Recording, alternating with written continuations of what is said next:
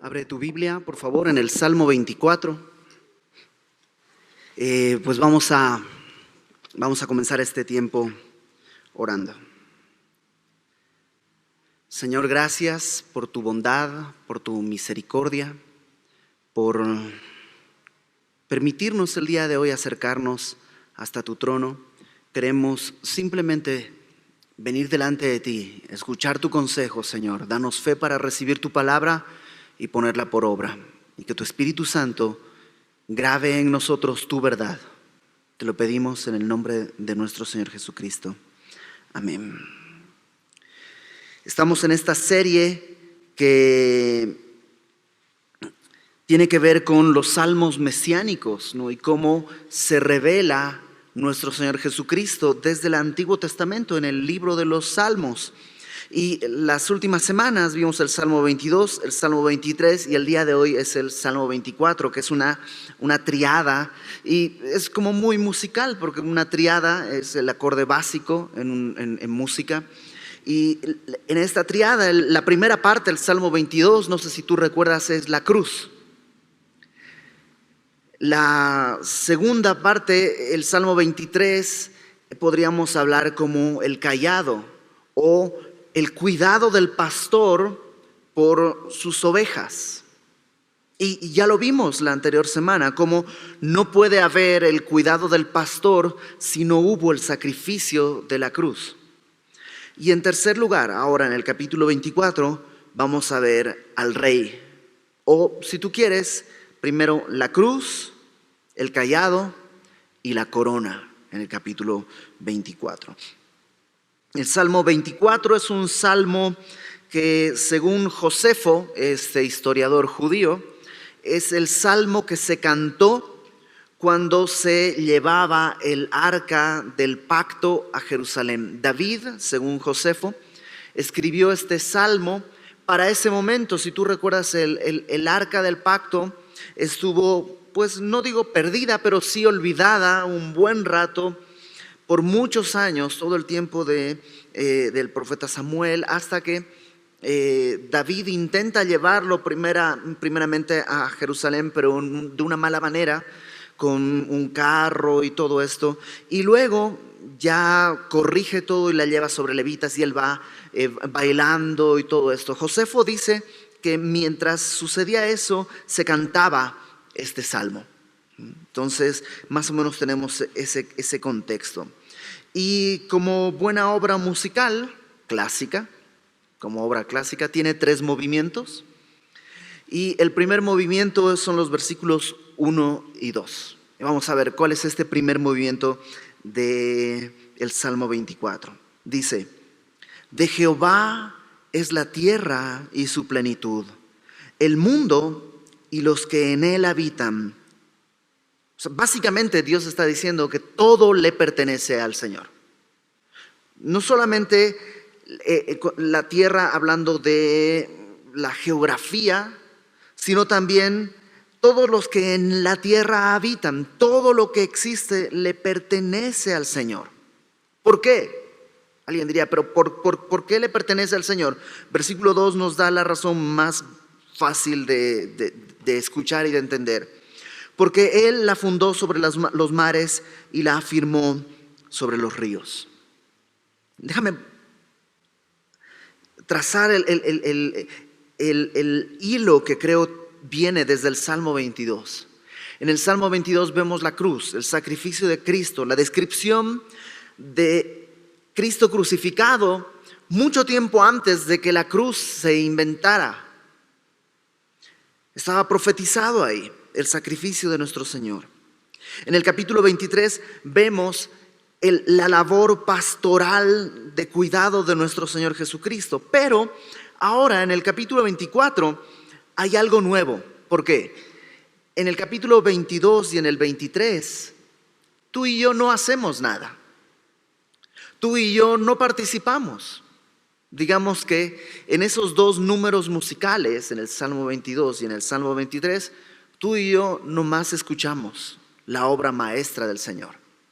La cruz y el cuidado pastoral es algo que Él hace, es algo que Él interpreta. Pero en el capítulo 24, en este salmo, es como cuando en la orquesta ya terminaste toda la parte de Tácet y te toca entrar. Aquí sí entramos en el Salmo 24. ¿Y cómo entramos? Bueno, primeramente entramos entendiendo que de Jehová es la tierra y su plenitud, el mundo y los que en él habitan. Él es el autor de todo lo que está creado. Él es el creador. Y eso implica varias cosas. La primera es que si Él es el creador, nosotros vamos a dar cuentas porque Él es el dueño. Él es el propietario. Si todo lo que hay en la tierra, incluidos los que en la tierra habitan, son suyos, quiere decir que lo que yo haga con mi vida, estoy haciendo con algo de su propiedad.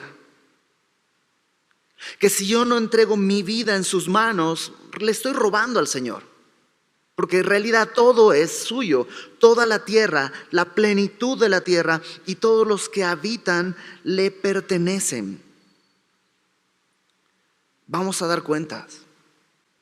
Estudiando esta semana, entendí algo que se lo comenté a Alex esta mañana, al pastor Alex Aguad, y como siempre él ya lo sabía, yo lo descubrí, fue así, wow, una maravilla, descubrí esto, y él me dice, sí, ¿no? Pero es maravilloso, me decía, a pesar de que, se dio cuenta que yo estaba descubriendo algo que él ya sabía, pero es maravilloso recordarlo. Entonces, no sé si tú lo sabes, pero déjame contarte. La creación fue hecha por causa de la redención, no al revés. Déjame ponerlo de otra manera. No es que Dios creó las cosas, el hombre la echó a perder, y luego Dios se inventa la redención para recuperar su creación, incluido el hombre. No. La palabra dice que antes de la fundación del mundo el Cordero ya había sido inmolado. O sea, la redención precede a la creación. Dios hace la creación como escenario de su expresión de amor en su sacrificio en la cruz.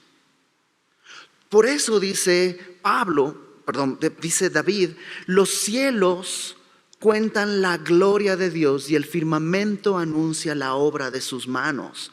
Cuando ves lo que está creado, te das cuenta, esto tiene un propósito. ¿Cuál es el propósito de la creación? Anunciar la gloria de Dios. ¿Y dónde se manifiesta la gloria de Dios con mayor claridad? En la obra redentora de Cristo en la cruz.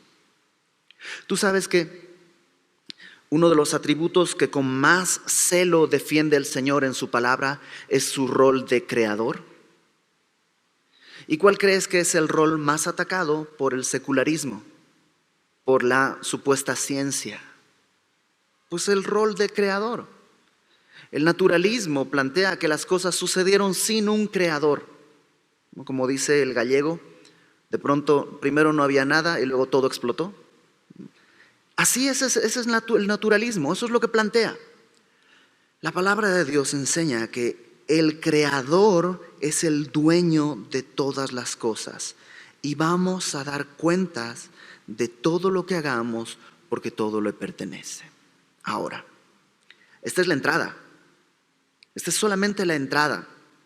Reconocer que hay un creador, que las cosas no sucedieron porque sí, sino que hay un diseño y hay un creador, no te hace salvo. La verdad es que no, lo único que hace es corroborar que tus conclusiones son lógicas. Porque es ilógico pensar que del caos proviene el orden. Entonces, creer que Dios es creador es un buen principio, pero solo es el principio. Es solamente el comienzo de la obra que Dios está desarrollando. Es como cuando en una orquesta el director entra y golpea en el atril, levanta las manos y en el momento que levanta las manos todos los violines se ponen al hombro y el arco se pone en el puente. Es el principio, todavía no ha sonado nada, pero ya estás listo, porque ahí tiene que empezar, en el reconocer que hay un creador. Ahora, cuando has reconocido que hay un creador, vas a la segunda parte de esta obra maestra, el segundo movimiento, versículos 3 al 6. Dice: ¿quién subirá al monte de Jehová? ¿Quién estará en su lugar santo? Y son preguntas válidas. O sea, si hay un creador, si hay un dueño y señor de todas las cosas, ¿quién puede estar en su presencia? ¿Quién puede llegar a su presencia? Y nos lo contesta el Salmo, versículo 4. El limpio de manos y puro de corazón, el que no ha elevado su alma a cosas vanas, ni jurado con engaño. Y hay 4 características o 4 requisitos para aquel que quiera presentarse delante del Creador. Número 1 dice limpio de manos. Y esto habla de acciones. Es aquel que no ha obrado mal nunca. Sus manos están limpias. Número 2, puro de corazón. No solo sus acciones son correctas, sino sus intenciones han sido correctas. Por eso su corazón está limpio. Entonces tienes limpias las manos, tienes limpio el corazón. Y luego dice, el que no ha elevado su alma a cosas vanas. Esto habla de la mente, de la perspectiva, mi entendimiento. Estoy aferrado a las cosas vanas. Ay, quiero el teléfono más nuevo, quiero el coche más nuevo, quiero la ropa más nueva. Está mi alma, mi mente pegada a esas cosas. ¿Está elevándose siempre hacia esas cosas? ¿O está limpia? ¿No? Manos limpias, corazón limpio, mente limpia. Y número 4 dice, ni ha jurado con engaño. Tienes los labios limpios, no ha dado falso testimonio. Y ese es el que puede presentarse delante de Dios. ¿Quién subirá al monte de Jehová? ¿Quién estará en su lugar santo? Y la respuesta es, yo no. Yo no podría. Mis manos no están limpias. Seguro mi corazón no está limpio. Aun cuando yo quiera hacer las cosas correctas, demasiadas veces las intenciones de mi corazón son egoístas. Seguro, mi mente está ligada a cosas vanas. Y más de una vez he mentido. Entonces yo no podría presentarme. Y no te conozco personalmente, probablemente, pero sé que tú tampoco. ¿Quién podría presentarse delante del Señor? ¿Quién es el único cuyas manos en verdad están limpias? Que no hubo engaño en su boca, que no hubo pecado. ¿Quién? El Señor Jesucristo. Es el único hombre que ha vivido correcta y perfectamente. Por eso dice el verso 5, Él recibirá bendición de Jehová y justicia del Dios de salvación. Ahora, decir solo Él se puede presentar delante de Dios sería, para empezar, muy triste porque todos estaríamos destituidos. Pero además podría ser una buena excusa porque, pues, como yo no puedo presentarme, voy a vivir como yo quiera. O puede ser una razón para entender, yo no tengo limpias las manos, yo no tengo limpio el corazón, mi alma no es pura, mis labios no han sido verdaderamente correctos. Necesito un Salvador. Necesito un Salvador. Y es donde Dios quiere llevarnos en este segundo movimiento. Primero es entender que hay un creador, pero muchas culturas entienden que hay un creador. Lo segundo es lo que los teólogos llaman es la revelación general, ¿no? Darte cuenta que existe un Dios. Pero lo segundo es entender que yo necesito un Salvador, que yo necesito que alguien haga algo por mí. Y por eso dice el verso 5, él habla del Dios de salvación. No el Dios de condenación, sino el Dios de salvación. Y cuando entiendo que Cristo vivió de esa manera, todo se abre y se aclara. El Evangelio es ese. Comienza con una mala noticia. No tienes acceso al trono de Dios. Pero luego vienen las buenas nuevas. ¿Cuáles son las buenas nuevas? Cristo vivió la vida perfecta que tú y yo no podemos vivir. La palabra dice que la paga del pecado es la muerte. Por tanto, su muerte, como Él no pecó, no paga sus pecados porque Él no pecó en nada. Su muerte paga mi pecado. Por eso era necesario que sea Dios encarnado. Porque un hombre nomás paga una vida. Pero un Dios eterno encarnado puede salvar perpetuamente a los que se acercan a través de Cristo. Y a través de Cristo yo puedo recibir la bendición de Jehová y justicia del Dios de salvación. Ahora, aunque mis manos no han estado limpias, mi corazón no ha sido puro, su obra me es atribuida a mí. Ese es el Evangelio. Y es el segundo paso en este movimiento al que Dios quiere llevarnos. Y fíjate lo que dice el versículo 6. Tal es la generación de los que le buscan, de los que buscan tu rostro, oh Dios de Jacob. Eso me encanta. ¿Sabes por qué? Porque si tú eres cristiano por más de 24 horas, ya te has dado cuenta de que ser cristiano no quiere decir que dejas de pecar. Ya quiero tener mis manos limpias, pero sigues pecando. Ya quiero tener mi corazón puro, pero sigues teniendo sentimientos impuros. Ya quiero que mi alma no esté pegada a cosas vanas, pero hasta te da envidia que el otro lee más bonito que tú. El otro hace su devocional más largo que tú. Y hasta eso dices, ay, me da envidia. Y sigue siendo vanidad. Y tu alma sigue elevándose a cosas vanas. Y me encanta que la Biblia en el versículo 6 no nos dice, tal es la generación de los que se esfuerzan. O tal es la generación de los que ya no pecan. ¿Quiénes van a subir al monte santo? Jesús y los que con Él caminan rectamente. No.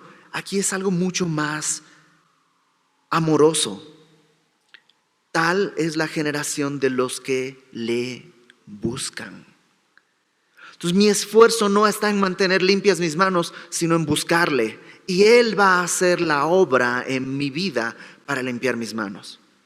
Mi esfuerzo no está en, tengo que limpiar mi corazón, que no haya pensamientos impuros, que no haya esto, que no haya. Mi esfuerzo está en buscarle, dice, de los que buscan tu rostro. Mi esfuerzo está en seguirle, frecuentar, literalmente es la palabra buscar. Y eso es lo que Él va a producir en mí. Me encanta que dice ahí, buscan tu rostro, oh Dios, ¿de quién? De Jacob. Pudo haber dicho, oh Dios de Abraham, Dios de Moisés, Dios de, no sé, muchos hombres en la fe. Elige Dios de Jacob. Y si tú recuerdas, de todos los patriarcas, Jacob era el peorcito. Es el engañador. Es el que todo lo quiere hacer en sus propias fuerzas. Es el manipulador. Es el que le robó la bendición a su hermano. Luego mintió a su papá. Jacob no es alguien que vivió correctamente, ni limpio de manos, ni puro de corazón, ni nada. Pero Jacob, hay un momento que hace algo. Cuando se encuentra con el Señor. Más bien, cuando el Señor lo encuentra. ¿Te acuerdas? Ahí en el río. Y está luchando un varón con Jacob. Lo que hace es tocarle la cadera y le descoyunta la cadera. Y entonces Jacob ya no puede huir nunca más. Y me encanta que dice ahí, has luchado con Dios y has vencido. Dios le dice a Jacob, has vencido. Es una escena muy rara, porque Jacob está tirado en el piso, con la pierna toda chueca, llorando, y Dios le dice, has vencido. El pastor Fermín tiene una canción en la que dice, haciendo una referencia a ese pasaje, aplicándola a su propia vida, dice: peleé y me derrotó y me dijo, venciste, ahora yo soy tu Señor. Jacob en ese momento se transforma en Israel. En el momento en que es derrotado por Dios, es cuando él es declarado vencedor. Y por eso, cuando llegas acá y dices, yo no puedo, hasta de cristiano lo he intentado, pero no puedo, solo me queda buscar tu rostro. Cuando eres derrotado en tu orgullo, entonces vences. Esa es la generación de los que le buscan. Cuando sueltas todo y dices, Señor, solo puedo anhelarte, Él empieza a hacer la obra. Ahora, ese es el segundo movimiento. El tercer movimiento, finale presto tutti, manon troppo, sin perdere, y así todo un discurso. Versículo 7, entran los metales, las trompetas, las percusiones. Probablemente, esto está en mi mente, esto es cuando está David llevando el arca y ya se ve Jerusalén ahí, la ciudad, las puertas de la ciudad. Y ahí está David y empieza esta parte: alzad, oh puertas, vuestras cabezas, alzaos vosotras, puertas eternas, y entrará el Rey de gloria. Esto de alzar vuestras cabezas habla de abrir las puertas, abrir los dinteles, abrir de par en par. Y pregunta a alguien, que es una pregunta justa: ¿quién es este Rey de gloria? Ok, entrará el Rey de gloria. Ok, pero ¿quién es el Rey de gloria? ¿De quién estamos hablando? ¿Por qué es el Rey de gloria? Y dice el verso 8, ahí está la respuesta: Jehová el fuerte y valiente, Jehová el poderoso en batalla. Y vuelven a decir, en mi mente otra vez, un poco más cerca de la puerta, vuelven a cantar: alzad, oh puertas, vuestras cabezas, alzaos vosotras, puertas eternas, y entrará el Rey de gloria. Y vuelven a preguntar, ¿quién es el Rey de gloria? Jehová de los ejércitos, Él es el Rey de la gloria. ¿Sabes? Pasamos de entender que hay un Dios creador a necesito un Salvador, porque para poder tener acceso a este Dios creador, si voy a dar cuentas a Él, si Él es el dueño de todas las cosas, la verdad es que mis números están en rojo. Necesito un Salvador y Él es el Salvador. Y entonces puedo humillarme y puedo entender que a través de su sacrificio tengo acceso a su trono, porque esa es la generación de los que le buscan, los que pueden entrar a la presencia de Dios. Entonces viene la tercera parte, que es: Señor, tú eres el Rey. Tú eres el que gobierna.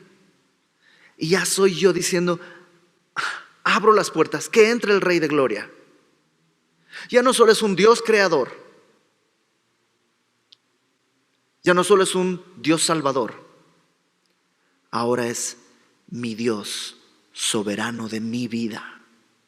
Él decide, Él manda, Él gobierna, Él ordena, Él quita, Él pone, Él cuida, Él hace y Él deshace, Él hiere y Él sana. ¿Y quién puede animarse a corregir la caligrafía con la que Dios escribe mi vida?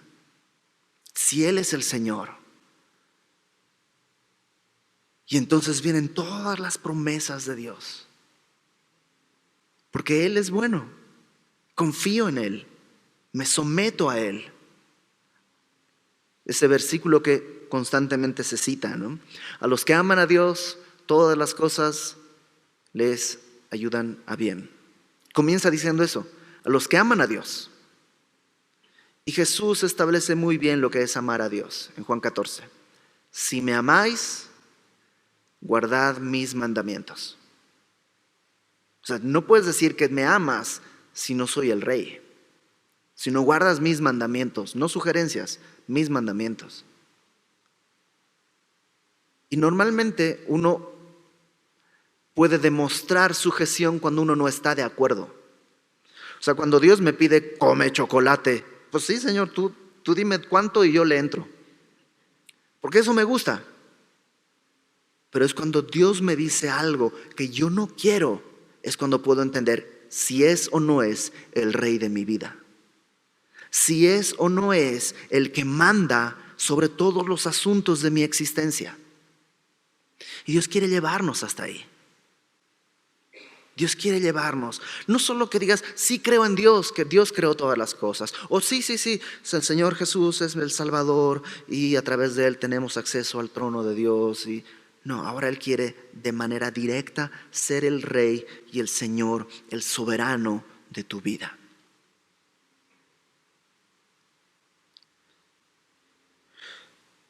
Acompáñame por favor ya vamos a terminar. Acompáñame por favor a Romanos capítulo 1.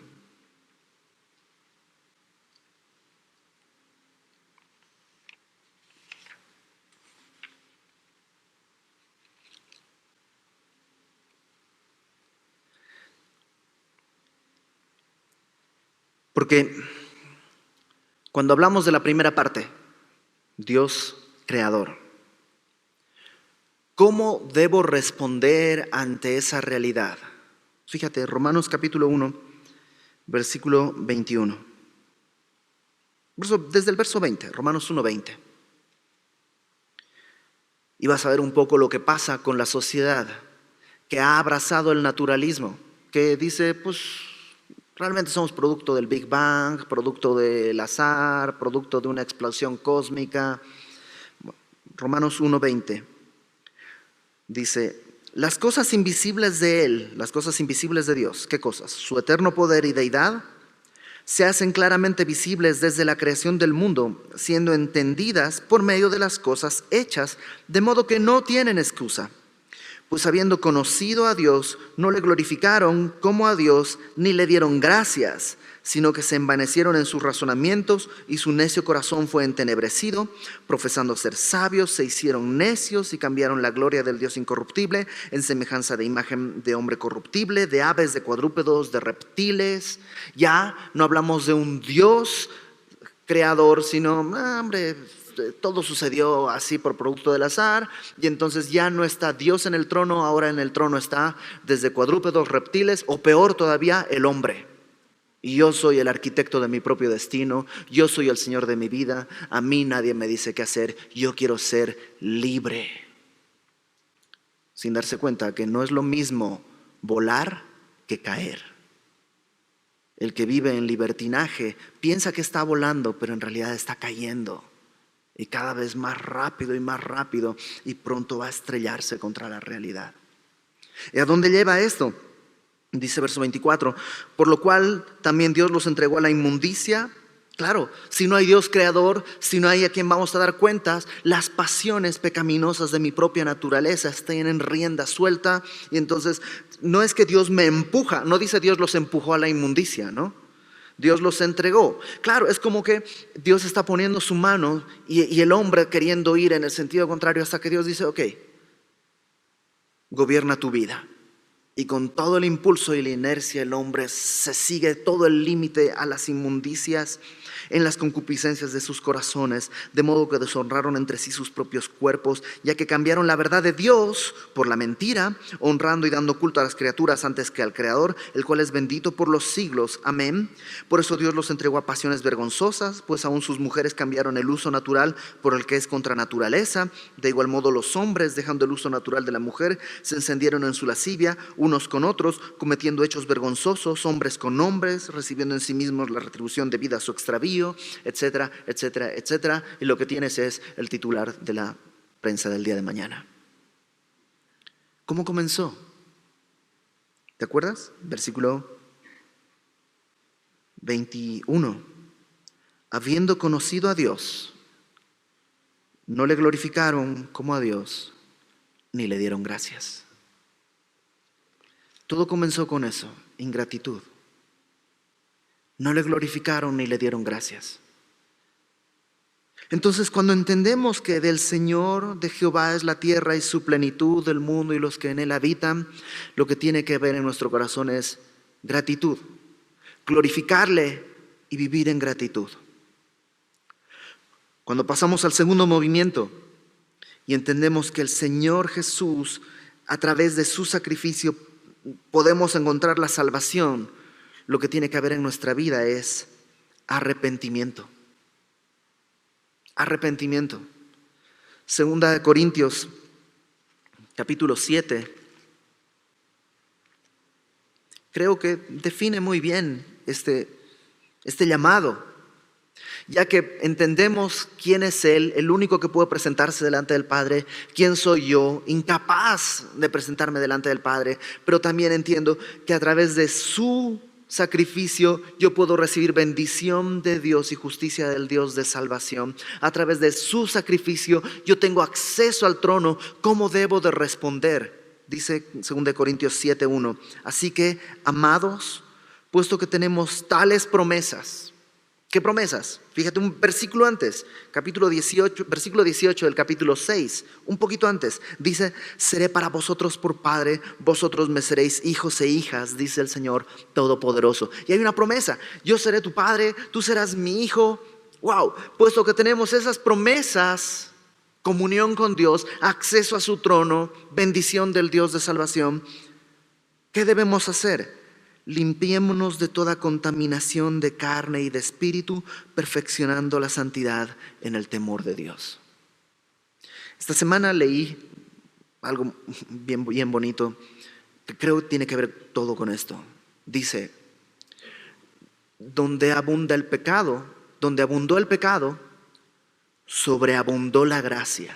Esa es nuestra realidad. Donde abundó el pecado, sobreabundó la gracia.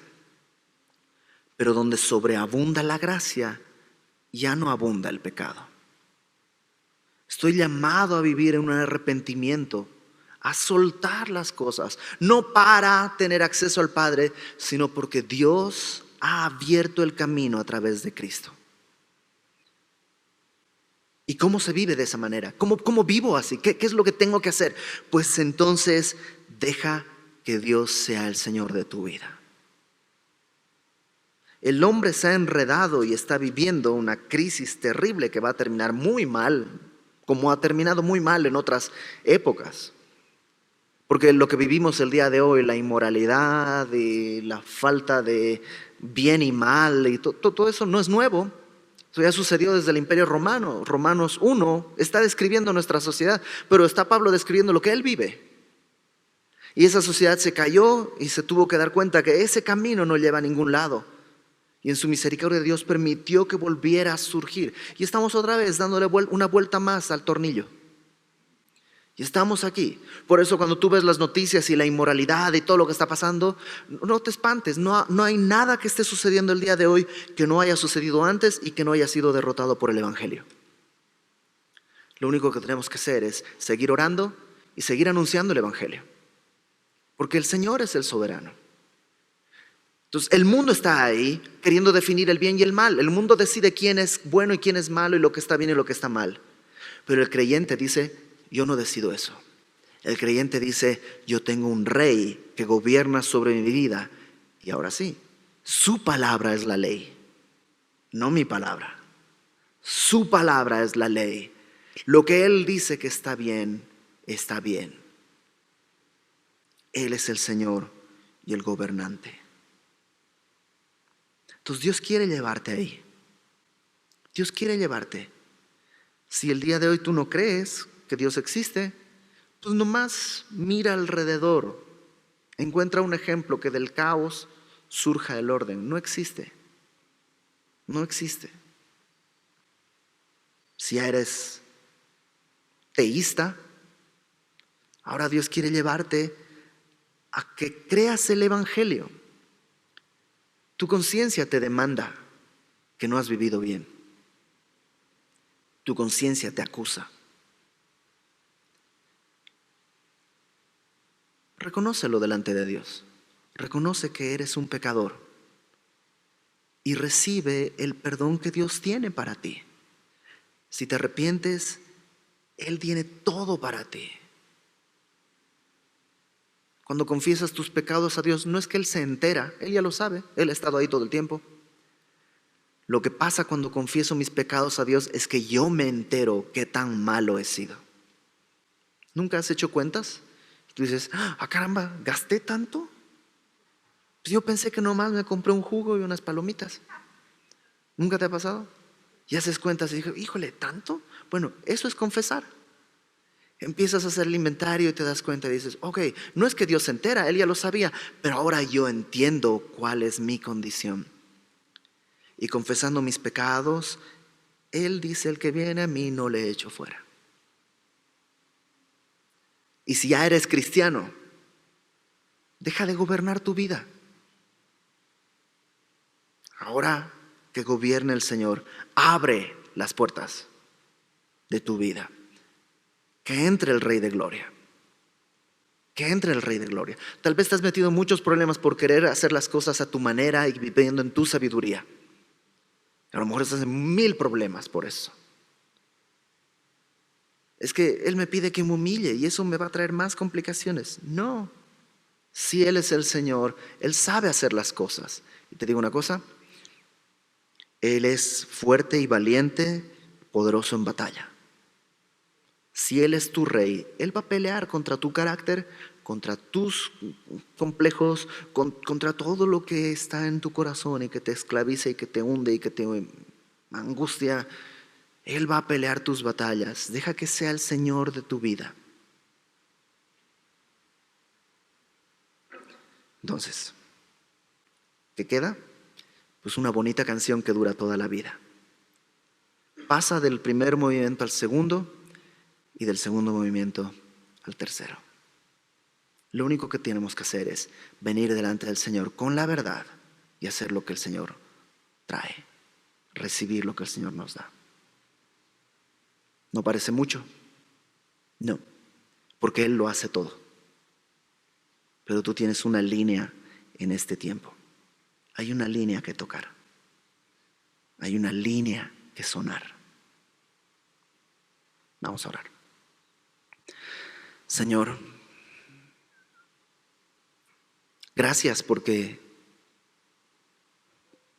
en un mundo de tanta confusión y de tanta información, algunos, Señor, tal vez la mayoría de los que estamos aquí, tú nos has revelado que existes y eres el Creador. Nos has librado del engaño de creer lo que algunos creíamos, que las cosas surgieron porque sí. Y algunos, Señor, nos has permitido no solo creer en tu existencia, sino también creer en tu justicia y en la justicia a través de tu Hijo Jesucristo en la cruz del Calvario.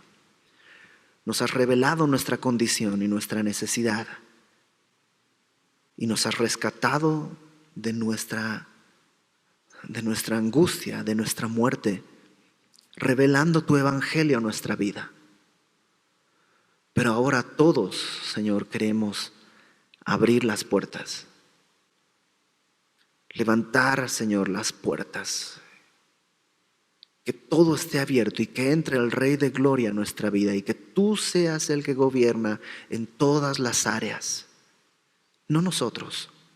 Estamos cansados de hacer nuestra voluntad. Hágase tu voluntad en la tierra, en mi vida, como se hace en el cielo. Venga tu reino a nosotros, Señor. Glorifícate. Te lo pedimos, Señor, sabiendo que pedimos conforme a tu voluntad y con fe, porque tú has dicho que si lo pedimos así, tú nos darás eso. Enséñanos a caminar como tus siervos. Enséñanos a caminar como tus hijos, obedientes, sujetos a tu voluntad. Te lo pedimos, Señor, humildemente, pero apasionadamente, en el nombre de tu Hijo Jesucristo, nuestro Salvador. Amén.